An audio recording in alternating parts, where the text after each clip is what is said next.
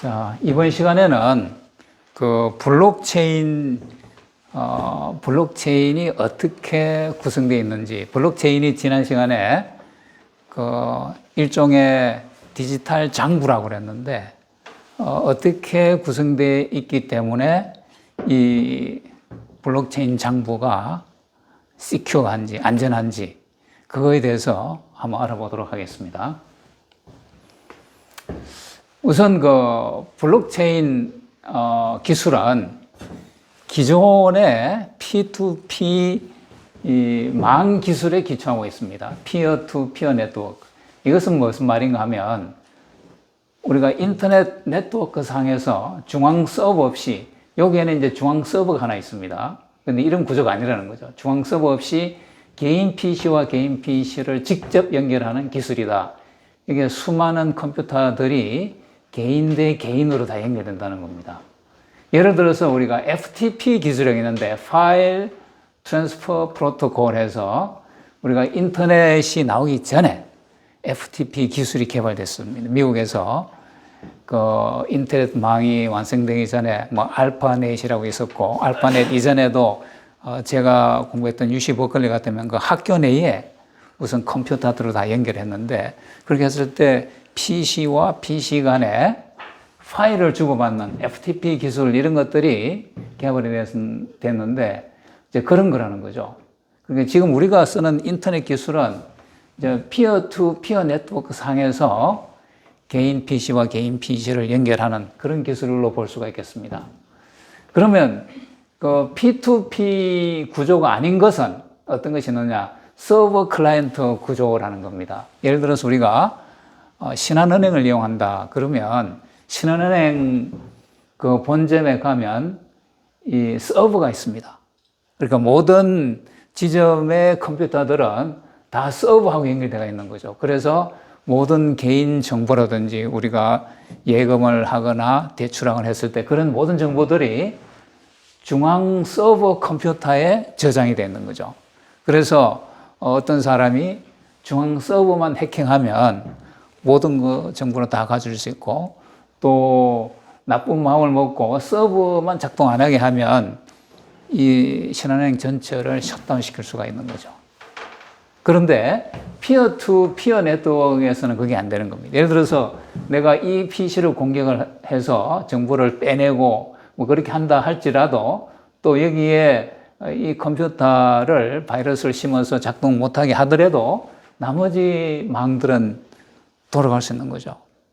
이런 기술을 바탕으로 하고 있기 때문에 오늘날 우리가 이 인터넷을 편리하게 사용하고 있다고 볼 수가 있습니다. 실제로는 이제 이런 형태로 구성되어 있고, 수많은 PC가 서로 이렇게 연결되어 있다, 이렇게 볼 수가 있습니다.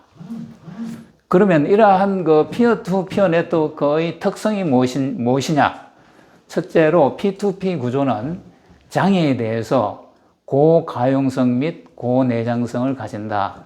방금 얘기했듯이 특정 PC 하나가 문제가 생겨도 이 망 전체가 죽지는 않는다는 겁니다.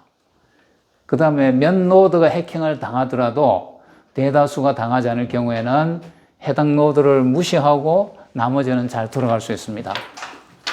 또 사람들의 자유로운 참여가 가능하다. 예를 들어서 내가 컴퓨터를 새로 하나 사서 여기 연결시키면 그것도 다시 피어 투 피어 네트워크 상에 한 노드가 되는 겁니다. 한 컴퓨터가 되는 겁니다. 또 내가 안 하고 싶으면 내 컴퓨터 하나 그냥 디스커넥트 해도 된다는 겁니다. 이렇게 연결과 디스커넥션이 자유롭다 하는 겁니다. 예를 들어서 서버 클라이언트 구조에서는 그럴 수가 없는 거죠. 내가 이렇게 끊는 거는 가능하지만 이 서버가 특정 고객을 끊고 이렇게 할 수는 없는 겁니다. 그 다음에 이제 이런 장점만 있느냐? 단점도 조금 존재합니다. 느린 회선의 노드가 참여할 경우, 예를 들어서 여기서 특정 컴퓨터의 정보를 서로 이렇게 가져가서 쓸 경우에 이 노드의 스피드가 낮을 경우 전체 네트워크 속도가 저하된다, 그런 겁니다. 아마도 이런 경험 하셨을 텐데, 우리나라는 지금 뭐 광통신망 이런 게 잘 돼 있는데, 해외 서버로부터 프로그램을 다운받을 때 시간이 많이 걸리는 경우가 있어요. 그런 것들이 이제 이런 거라고 볼 수 있겠고, 그다음 노드가 없어질 경우 서비스를 유지할 수, 예를 들어서 이 서버가 없어지면 전체 다가 날아가 버리는 거죠. 시큐리티 관리가 어렵다. 여기서는 이 서버만 잘 관리하면, 해킹으로부터 잘 관리하면 되는데, 여기서는 그렇게 할 수가 없는 거죠. 그러니까 몇몇 PC가 해킹을 당하더라도 나머지가 작동할 수 있는 단점도 있지만, 또 전체 시스템의 시큐리티를 완벽하게 관리하기가 쉽지가 않습니다. 그런데 이런 단점보다는 장점이 많기 때문에 오늘날 이 인터넷은 다 이 구조를 가지고 쓰고 있는 겁니다. 기본적으로. 그럼 여기서 이제 인터넷도 잠깐 좀 알아볼 필요가 있는데, 왜냐하면 우리가 우리 일상생활에서 인터넷을 늘 쓰고 있는 거죠. 그 인터넷은 한마디로 말해서 크립토그래픽 프로토콜이다. 이 프로토콜이라는 것은 규약이라는 겁니다. 그런데 크립토그래픽이라는 것은 암호화 프로토콜이다. 결국 인터넷 기술이라는 것은 암호화 기술로 볼 수가 있어요. 암호화를 하지 않으면 중간에 데이터가 다 탈취되고 하기 때문에 결국 그 암호화 기술의 발전이 인터넷 기술의 발전이다, 이렇게 볼 수가 있는데, 여기 이제 요 그림은 내가 그 인도의 칸 아카데미라는 데서 요 그림을 올려놔서 내가 가져온 건데, 잘 그려놨어요. 제일 아랫단에 이더넷이나 와이어리스 랜 이런 것이 있는 겁니다. 이거는 하드웨어야. 우리 컴퓨터에 있는 하드웨어라고 생각하시면 되겠어요. 그 위에 이제 우리가 보통 TCP/IP라고 그러잖아요. TCP/IP는 인터넷 프로토콜의 약자고, TCP는 여기 있듯이 트랜스미션 컨트롤 프로토콜. 예, 어서 오세요. 이거 하나 가져가세요. 그 TCP는 트랜스미션 컨트롤 프로토콜, IP는 인터넷 프로토콜의 약자인데, 그러니까 우리가 정보를 주고받고 할 때 약속을 우리가 해야 되지 않습니까? 내가 지금부터, 이런 것들은 다 이제 시리얼 커뮤니케이션이니까, 내가 지금부터 캐릭터 하나에 해당되는 8비트를 보낼게. 그러면 이제 그쪽에서 8빛을 받은 다음에 받았어. 그리고 또 받았다는 메시지를 주면 또 그 다음 걸 보내고, 이런 거 약속이 있어야 되는 겁니다. 그렇지 않으면 다 0101로 우리가 모든 정보를 주고받고 하는데, 그게 없으면 우리가 안 되는 거죠. 그래서 그러한 약속을, 그러니까 그러면 처음 0이라는 것은 몇 나노세컨드, 몇 마이크로세컨드 동안 보낼 거냐, 뭐 이런 것도 다 약속을 해야 되는 거죠. 그런 약속들이 이제 프로토콜이라는 건데, 그 TCP/IP라는 게 다 그러한 프로토콜들입니다. 여기 이제 UDP라고 있는데, 이것은 User Datagram Protocol인데, 그거 TCP/IP의 속도를 좀 증가시키기 위해서 UDP를 쓴다, 그런 얘기입니다. 그리고 그 위에 이제 애플리케이션 레이어인 HTTP, HTTP는 하이퍼 텍스트 트랜스퍼 프로토콜이라는 말입니다. 우리가 인터넷 주소 치면 HTTP, 요즘에 여기 시큐리티에서 HTTPS를 붙이죠. 거기 시큐리티가 더 좋아진 겁니다. 똔똔하고 슬래시 이렇게 쓰는 HTTP가 있고, 그 다음에 여기 있는 SSL, TTL, TLS 이런 게 있는데, SSL은 Secure Socket Layer, TLS는 Transport Layer Security, 그 다음에 DNS는 Domain Name Server 이런 겁니다. 아마도 여러분들이 그 TCP/IP 우리가 인터넷 쓰면서 인터넷 주소를 많이 다루게 될 텐데, 그 원래 인터넷 주소는 이런 숫자로 되어 있어요. 이렇게 이렇게 4개의 그래서 이것이 이제 총 IP 버전 4에서는 32비트를 쓰는 겁니다. 그러면 32비트 같으면 비트라는 것은 0과 1을 쓸 수 있는 하나의 자릿수를 한 비트라고 하거든요. 그럼 그런 게 32비트가 있으니까 0000부터 1111까지 다 하면 그 가지수가 2의 32승이 되는 거죠. 그게 다 43억 개 정도 되는 겁니다. 그러면 우리 인간이 PC를 한 대씩 다 가지고 있다 그러면 모자라는 거죠. PC 하나당 하나의 주소를 줘야 되는데, 그래야지 서로 아까 피어 투 피어 네트워크 상에서 그 PC를 아이덴티파이하고 할 수가 있는데 그게 안 되는 거죠.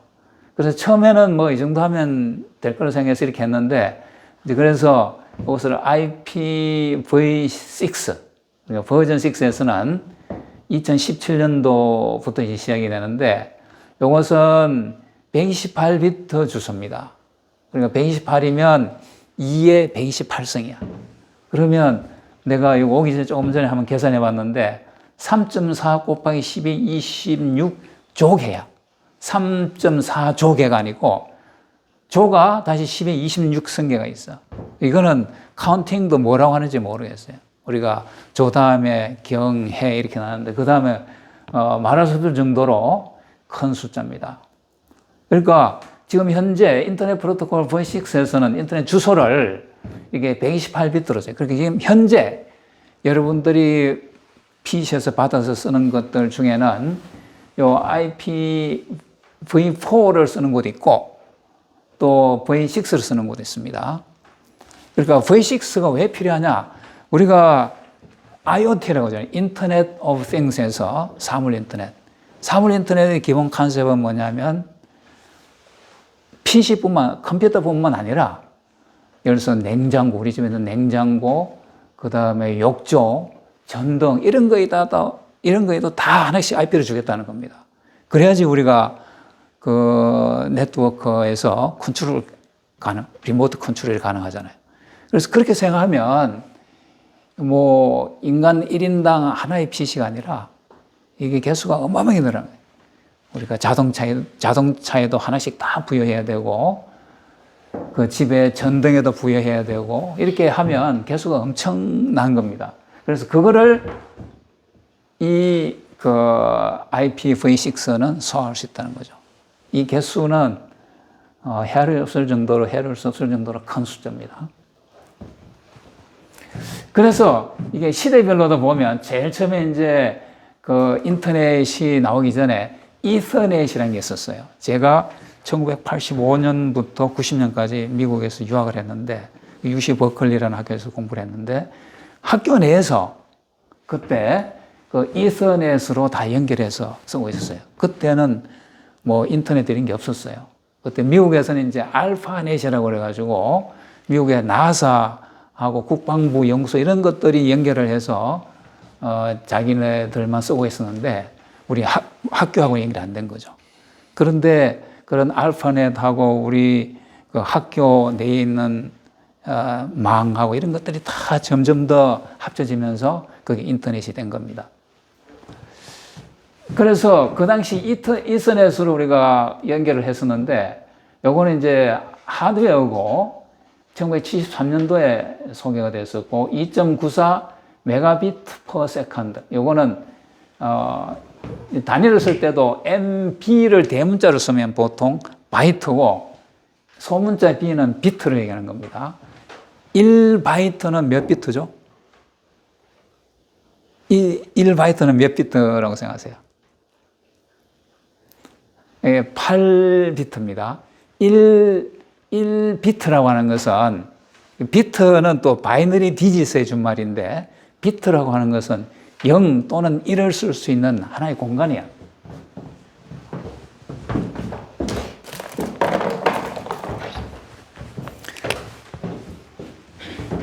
우리가 영어로 A라는 캐릭터를 내가 내 PC에서 다른 PC로 보내겠다 하면 이거를 0과 1로 표현해서 보내야 돼요. 왜냐하면 이 디지털 세계에서는 0과 1밖에 없어요. 그러니까 0과 1밖에 없는데 가장 쉽게 얘기를 하자면 0은 예를 들어서 0V고 1은 5V야. 그러니까 전압으로 0볼트냐 5볼트냐로 0과 1을 표시를 해요. 근데 실제로는 이제 0에서 예를 들어서 0.8볼트까지는 0으로 인식하고, 예를 들어서 이 수치는 정확하지 않습니다. 4.2에서 5볼트는 이제 1로 인식하고 이렇게 해요. 그래서 이런 걸 우리가 빌딩 블록이라고 합니다. 빌딩 블록. 우리가 건물을 지을 때 고대 메소포타미아 중에서 바빌론 이런 데서 보면 베벨탑 이런 거대한 탑을 지었는데 거기는 돌이 없어요. 그래서 어떻게 지었냐? 벽돌을 만든 거야. 그래서 튼튼한 부서지지 않는 벽돌을 만들면 그 벽돌을 쫙 쏘아 올려서 거대한 건축물을 만들 수가 있는 거죠. 그런데 거기서 핵심은 그 블록 자체를 튼튼하게 만들어야 돼. 그래서 오늘날 우리가 애널로그 신호를, 애널로그하고 디지털 신호가 있는데, 제가 대학교 다닐 때 1977년도 8년 이때는 아날로그 컴퓨터라는 게 있었어요. 그때는 PC라는 게 없었어. 디지털 컴퓨터가 있었는데, 디지털 컴퓨터는 제너럴 퍼포스 컴퓨터라고 해서 학교 전체에 한 대, IBM 360, 그래서 대형 컴퓨터 하나 들어와 있고, 그런 시절에.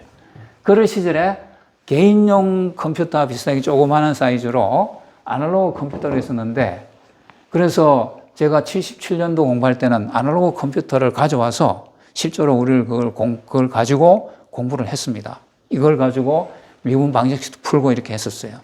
그런데 이 아날로그 컴퓨터에서는 모니터가 이렇게 있으면 솔루션이 이 조그마한 우리가 마치 오실로스코프 화면 비슷하게 생겼는데 여기에 솔루션이 이렇게 그냥 그림으로 나와요. 수치나 수식으로 안 나오고 우리가 미분 방정식에 해당되는 걸 이렇게 쭉 꼽으면 이러한 그래프가 나오는데 이게 이제 솔루션이라는 거죠. 어쨌거나 시간에 대해서 값이 뭐다 하는 것이 결국 미분 방정식의 솔루션이니까 이렇게 우리가 아날로그 컴퓨터를 사용을 했었습니다. 공부도 하고. 그런데 이거 한 10년 내에 이놈은 다 죽어버리고 디지털 컴퓨터만 이제 오늘날 이렇게 번성을 해서 오늘날 이 디지털 문명을 완성을 했습니다. 가장 밑바탕에는 뭐냐 하면 이 빌딩 블록이야. 0과 1을, 그러니까 아날로그 세계에서는 노이즈라는 게 항상 끼는 겁니다. 노이즈. 그래서 복잡한 연산을 하려고 그러는데 그 복잡성에 항상 한계가 있어요. 조금 지나면 노이즈 때문에 그 복잡성이 다 사라져버려요. 그래서 노이즈 문제를 해결을 못 합니다. 이 노이즈는 그럼 어디서 오느냐? 우리 지금 무선으로 신호를 주고받고 이렇게 할 때 우리 과거에 라디오 프리퀀시 같은 건 다 아날로그입니다. 아날로그로 RF 신호를 주고받고 할 때는 공중으로 무선 신호가 오는데 거기에 노이즈라는 게 다 끼어요. 그 노이즈의 원인은 뭐냐? 예를 들어서 우리가 이렇게 인위적으로 보내는 우리 가정용 전원이 있으면 이게 60Hz, 220V잖아요. 여기에서도 노이즈가 발生. 노이즈라는 게 결국 전자기장이에요. 전자기장이에요. 우리가 전기가 흐르면 거기 이제 전기장하고 자기장이 90도로 이렇게 발생하는데 그거에 의해서 노이즈가 생겨요. 그것뿐만 아니고 그건 인간이 만든 노이즈고 이 우주에서 오는 수많은 별에서 오는 노이즈가 있습니다. 그래서 이 노이즈는 피할 수가 없어. 노이즈 프리하게 이렇게 환경을 만들어서 사용할 수 없어요. 물론 이제 그런 걸 만들기 위해서 이게 차폐망 같은 걸 다 해가지고 하면 그 공간에서는 노이즈가 없어질 수 있는데 우리가 일상 이런 삶의 공간에서는 노이즈가 없을 수가 없습니다. 그래서 노이즈를 피할 수가 없는데 아날로그 신호 처리에서는 이 노이즈를 해결할 수가 없는 겁니다. 그래서 결국은 이 디지털로 넘어가서 모든 것을 0과 1로 표현을 하면서 0은 예를 들어서 0에서 0.8V 원래 내가 보내는 쪽에서 0을 보냈는데 여기에서 한쪽에서 다른 쪽으로 이렇게 보냅니다. 내가 0을 보내는데 이쪽에서 만들어서 노이즈가 좀 끼어가지고 0.4V가 됐다. 그래도 읽으면 0으로 읽혀지는 겁니다. 여기서 이제 5V를 보냈어요. 내가 0과 1을 보내기 위해서 특정 시간에 5V 신호를 이렇게 보냈는데 여기 받아보니까 이게 노이즈가 좀 껴가지고 이렇게 뭐 이렇게 좀 해줘 이렇게 돼도 그래도 이거는 1로 읽혀지는 겁니다. 그래서 0과 모든 정보를 0과 1로 표현한 다음에 그 0과 1로서 이렇게 보냈을 때 받는 쪽에서 그것도 100% 0과 1로는 아닐 수가 있어요. 가끔 한 번씩 0, 1이 틀릴 수가 있는데 그거는 극히 드물고 거의 100%로 0은 0, 1은 1로 읽혀줄 수가 있다는 겁니다. 그래서 다시 말해서 그 세상을 구성하는 이 빌딩 블록을 튼튼하게 잘 만들기 때문에 이 0과 1을 가지고 우리가 소리도 0과 1로 만들고 그 다음에 이미지도 0과 1로 만들고 그 다음에 뭐 숫자나 이런 캐릭터나 다 이렇게 할 수 있는 거예요. 그래서 예를 들어서 A라는 캐릭터를 보내려고 할 때 A를 그러면 1 정확하진 않습니다만은 이것도 이제 아스키 코드라고 있는데 A를 예를 들어서 1001, 1101 이렇게 8비트 여기 하나하나가 원비트라는 거예요. 0과 1을 쓸 수 있는 하나의 공간을 우리가 비트라고 그래요. 비트. 이것이 8개 모였으면 8개 모였을 때 8비트를 1바이트라고 그래요. 1바이트. 그래서 이 컴퓨터 할 때 이제 메모리가 뭐 몇 기가바이트다, 몇 메가바이트 하는데 그게 이겁니다. 그래서 A라는 캐릭터를 하나 보내기 위해서는 기본적으로 8비트가 필요해요. 그래서 아까 말한 0과 1을 가지고 요거를 시간 순서대로 1, 0, 0, 1, 그 다음에 1, 1, 1, 0, 1 이렇게 해서 보내면 받는 쪽에서 이걸 받아서 이게 A다 이렇게 인식을 하는 겁니다. 이것이 이제 디지털 문명을 이루는 근간인데 이러한 것들이 이 당시에 1973년경에 이서넷이라는 하드웨어를 써가지고 이제 했는데 이게 2.94 메가비트 퍼 세컨드 1 메가비트는 10의 6성 비트입니다. 그러면 1초에 이런 그 비트를 2.94 곱하기 10의 6성계를 보내는 겁니다. 그러니까 아까 A를 보내는데 8비트가 필요하다고 그랬으니까 그러니까 1초에 캐릭터 몇 개를 보낼 수 있는지 계산이 나오잖아요. 그래서 이제 그 당시에는 이게 상당히 이제 빠른 걸로 생각을 했는데 지금은 우리 USB 같은 게 훨씬 이보다 빠릅니다. 그리고 그게 이제 메가비트고 그래서 우리가 그 사회에서 요거 메가비트 이렇게 쓰는 게 있고 대문자로 쓰는 게 요거는 메가바이트고 요거는 메가비트입니다. 그래서 요거는 여기다가 8을 곱하면 메가바이트가 돼요.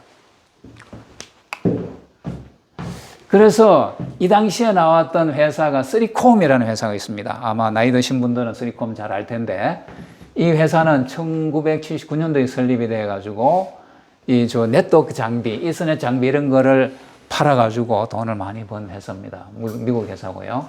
로고는 이렇게 생겼고. 그런데 이게 이제 2010년도에 그 휴렛패카드, 미국의 또 이런 전자장비 업체죠. 컴퓨터 회사이기도 하고, 그 HP에 인수가 되고 세상에서 사라졌어요. 그 다음에 1974년도에 이제 TCP/IP가 처음 소개가 되는데, 이러한 그 TCP/IP를 바탕으로 한 회사가 시스코라는 회사가 있어요. 그래서 요거는 지금도 이제 작동하고 있는데 한번 클릭을 해보겠습니다. 요런 회사입니다. 여기 이제 프로덕트가 뭐가 있고 이런 것들이 좀 나옵니다. 그 다음에 그 1990년도에 HTTP가 처음 나오는데 그래서 이때 이제 월드 와이드 웹 그다음에 프로그래밍 랭귀지로 HTML,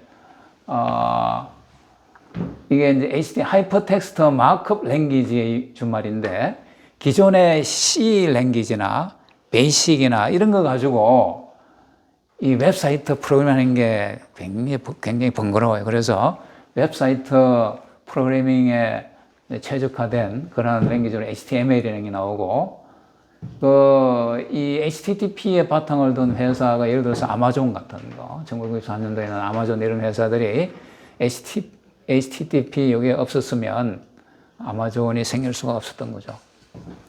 그 다음에 이제 1996년도에 SSL, TLS 이런 게 나오는데, 그래서 페이펠, 아마 숙제 1에서 아마 읽어봤을 텐데, 이 페이펠이라는 것이 미국에서 그 일론 머스크하고 몇 명에서 시작을 해가지고 돈을 많이 벌었죠. 지금도 페이펠이 미국에서는 신용카드를 압도하는 그런 결제 수단이 있는데, 우리나라는 아직 소개가 별로 안 된 것 같아요. 그래서 내가 여기 들어오기 전에 페이펠 해보니까 한국에서는 자동으로 한국 사이트로 이렇게 소개가 되더라고요. 물론 이제 여기에 KR 있는데 이거를 없애면 영어 사이트가 나오겠죠. 한번 해볼까요?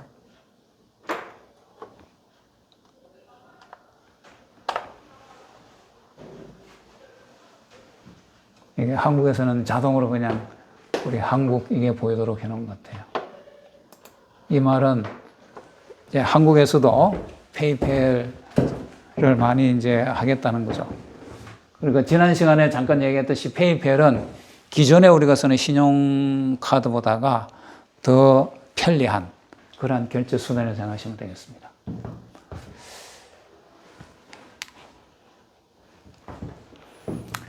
그 다음에 이제 블록체인인데, 다시 말해서 이 블록체인 기술은 기존에 있는 P2P 네트워크 기술에다가 이제 블록체인 기술을, 새로운 기술을 올린 건데, 이 블록체인이라고 그러면 한마디로 말해서 P2P망에서, 피어-투-피어 네트워크에서 합의 기능이 있고, 그러니까 컨센서스를 이루는데, 전 세계 컴퓨터를 다 이렇게 막 금줄처럼 연결되어 있어요. 그랬을 때 이 장부가 제대로 된 건지 위조된 건지, 이거를 우리가 합의라는 과정을 통해서, 그러니까 가장 많은 사람이 가지고 있는 장부 내용이 옳은 거다, 뭐 쉽게 말하자면 그런 겁니다. 그런 합의 기능이 있고 위변조가 불가능한 분산 공개 장부다. 그러니까 지난 시간에도 말씀드렸습니다만은 블록체인이 뭐냐? 한마디로 말해서 디지털 장부입니다. 장부. 그런데 그러면 우리가 기존에 수기로 작성하던 그런 종이 장부를 그냥 디지털 장부로 바꾸는 건 쉬워요. 그런데 그렇게 했을 경우에 다른 사람이 그걸 쉽게 위변조할 수가 있잖아요. 그래서 그거를 어떻게 방지하느냐, 그것이 이 소사이어티에서의 가장 큰 이슈였습니다. 그래서 우선 그 블록체인의 구성이 이런 블록이라는 것이 다 연결되어 있습니다. 그게 체인으로 연결됐다 이거예요. 그래서 체인으로 연결시켜 놓으면 우리가 분리시킬 수 없잖아요. 그래서 블록체인이다 이런 말인 거고, 이 블록체인이라는 말도 원래 사토시 나카모토의 1998년 논문에는 그게 없어요. 블록체인이라는 말이 없고, 거기는 어떤 말이냐면 A chain of blocks 이런 말이 나와요. 그런데 그 뒤에 사람들이 이 기술을 한마디로 딱 정의를 할 수 있는 용어가 있으면 좋겠는데, 그래서 그 용어를 블록체인이라고 만든 겁니다. 그래서 블록체인은 붙여 써야 돼요. 어떤 우리 한국의 분들은 보면 떼어쓰는 사람이 있는데, 그게 아니고 블록체인은 붙여서 해서 그거를 이제 영어에서도 블록체인 붙여서 쓰는 겁니다. 그래서 이 블록 하나하나의 구성은 다시 이 블록의 그 이름표가 있어야 돼요. 그 블록이 수많은 블록들이 뒤에 쭉 연결되는데, 각각의 블록을 나타내는 그 블록의 이름표가 있어야 되고, 그거는 이제 previous hash예요. 이거는 이전 블록의 정보가 들어가야 돼요. 그 다음에 nance라는 것은 우리 앞으로 이제 깊게 이거를 한번 살펴볼 텐데